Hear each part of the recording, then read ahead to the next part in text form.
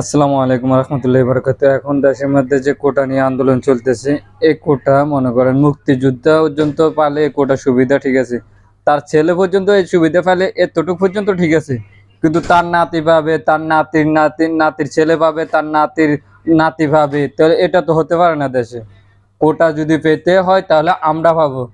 আমরা যে দেশের জন্য কষ্ট করতেছি, আমরা যে দেশে প্রবাসীরা, আমরা প্রবাসীরা পাবো। কেননা আমরা কষ্ট করে রেডিমেড পাড়ায় ওই দেশ চলতেছে, ওই পরিশ্রমে কোটা পেলে আমরা আমরা পাওয়ার কথা, আমাদেরকে কোটা দেওয়ার কথা, আমাদের ছেলে সন্তানের জন্য কোটা দেওয়ার কথা। কেন আমরা দেশের জন্য পরিশ্রম করি, রেডিমেড পাড়ায়। তারপরে যদি কোটা দিত হয়, ওই কৃষিদেরকে দিত হয়, যারা দেশের জন্য পরিশ্রম করে, কাজ করে, গার্মেন্টসের মানুষ, কৃষি, ওদেরকে দেওয়ার দরকার কোটা দিতে হলে। কোটা যদি দিতে হয় তাহলে কোটার অধিকার অনেক মানুষই আছে দেশের জন্য যারা কাজ করে। না, আমি প্রবাসী ভাইদেরকে বলবো সামনের মাসে আমরা বেতন পাবো,